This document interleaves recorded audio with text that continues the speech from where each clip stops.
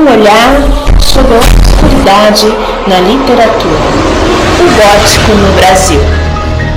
Durante o Renascimento ocorre um resgate da cultura medieval, conhecida como gótica ou arte das trevas. No século XVIII, todas as obras passam a ser influenciadas por uma atmosfera de medo e horror. Esses autores refletiam sobre situações inaceitáveis socialmente, através dos seus contos e narrativas sobrenaturais.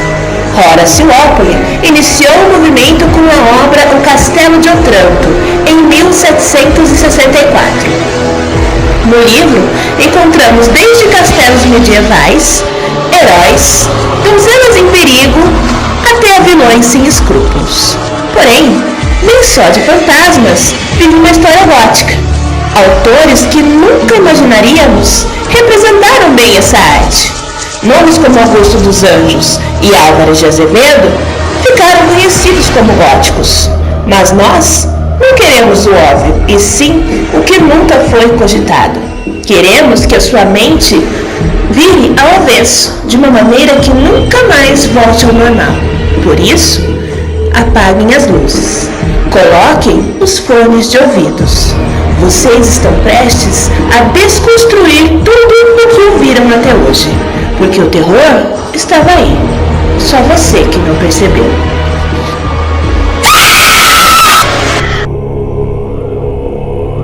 E se disséssemos para vocês que o Guarani de José de Alencar, conhecido por todos como parte fundamental do nosso período romântico, foi um pontapé inicial para o gótico no Brasil? Ou ainda, em Escravizaura, onde a temática gótica do século XVIII, sobre a aristocracia medieval em perseguição a uma escrava branca e donzela, é transportada para uma senzala no Rio de Janeiro. E ainda, em Monteiro Lobato, criador de figuras marcantes como Narizinho, Pedrinho, Emília, personagens encantadores do Sítio do Pica-Pau Amarelo, também contribuiu para a literatura gótica aqui no Brasil. É isso aí, Monteiro Lobato, escritor infantil, tinha também o seu público adulto e suas histórias voltadas para a literatura do horror.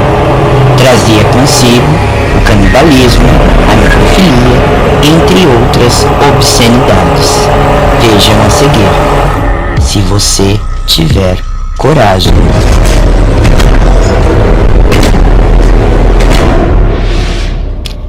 A obra Escravizaura de Bernardo Guimarães é classificada como romantismo, porém possui ênfase ao gótico. Descreve o amor doentio de Leôncio por Isaura, uma escrava branca, e que traz em si uma maldade quase psicótica. Essa paixão desencadeia no ser humano já corrompido de maldades atitudes inesperadas. Na obra, Leôncio faz de tudo para possuir Isaura, chegando ao ponto de violentá-la enquanto ela estava presa. Esta obsessão leva Leôncio à falência. Álvaro, o herói abolicionista, assume as dívidas de Leôncio, alforria Isaura e anuncia com ela o seu casamento. Este ápice faz com que o vilão perca de vez a sua cabeça e cometa suicídio por ter perdido o amor da sua vida. Mas, qual a relação entre a Escravizaura e a literatura gótica? O cenário era uma grande fazenda. O antagonista da obra, Leôncio, possui características monstruosas. Suas ações se configuram como transgressões morais e sexuais.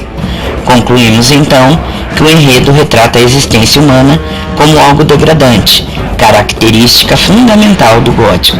Afinal, tal ficção não parece interessada em retratar a bondade ou a virtude, mas sim o confronto dos sentimentos positivos com o que há de mais sombrio, maligno e cruel.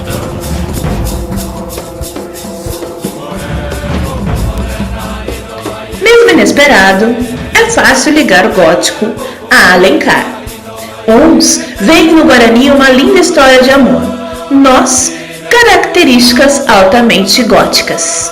Peri, um bravo herói indígena sempre disposto a morrer por sua amada Ceci, uma jovem donzela, pálida e indefesa. Uma família fidalga vivendo em um monumental castelo ao estilo medieval. E ainda, Isabel, com seus longos cabelos negros, que se suicida por amor.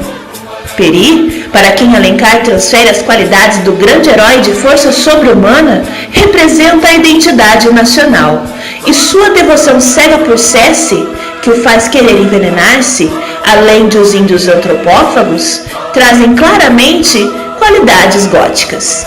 Heróis, suicídios, venenos, amor que acarreta em morte, canibalismo, arquétipos muito mais assombrosos do que românticos. Além de, é claro, o temível vilão Lauredano e o seu desejo ardente e psicótico por Cessi, típico vilão medieval que almeja a dama indefesa, porém inatingível. Todos claros sinais evidenciando o mal do século. Negrinha, publicado em 1920, segundo os especialistas em Monteiro Lobato, reúne o melhor em sua obra de literatura não infantil. São 22 contos que abordam tragédia, ódio e romantismo. Os personagens destes 22 contos são um retrato da população brasileira das décadas iniciais do século XX. Através deles, Lobato denuncia e desnuda os bastidores de uma sociedade patriarcal que deixa entrever os vestígios de uma persistente mentalidade escravocrata, mesmo décadas após a abolição.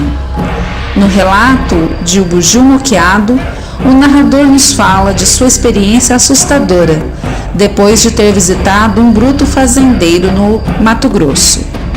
Ele jantou com um homem e viu que uma estranha carne fora servida à esposa do fazendeiro. Ela comeu a contragosto o esquisito prato.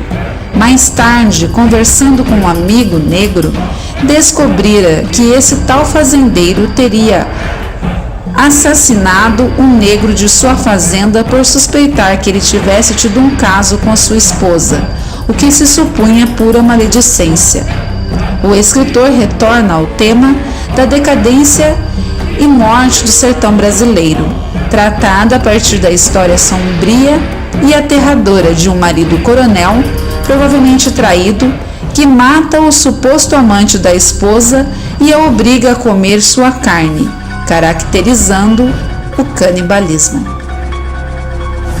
Urupês, publicado em 1918, é uma coletânea de contos e crônicas. A crônica que dá título ao livro traz uma visão depreciativa do caboclo brasileiro, chamado pelo autor de fazedor de desertos. Nesta obra, o conto destacado será Boca Torta. Esta narrativa vem carregada de elementos macabros e expressionistas. Boca Torta é uma figura hedionda e deficiente com membros extremamente tortos, que o fazem parecer como um animal. Vive isolado no meio do mato. Sua biografia é relatada numa reunião familiar, o que desperta a curiosidade em vê-lo. Uma das meninas, Cristina, fica com medo, mas acaba indo, encorajada pelo noivo, conhecer a aberração. Assolada pelo medo e fragilizada pela mudança de clima que ocorre durante a viagem, fica doente, terminando por morrer. Mais tarde, seu noivo, numa crise de saudades, vai ao cemitério visitar seu túmulo. Percebe algo estranho e corre para pedir ajuda. Quando todos chegam lá, descobrem Boca Torta violando o cadáver da moça em pleno ato de necrofilia.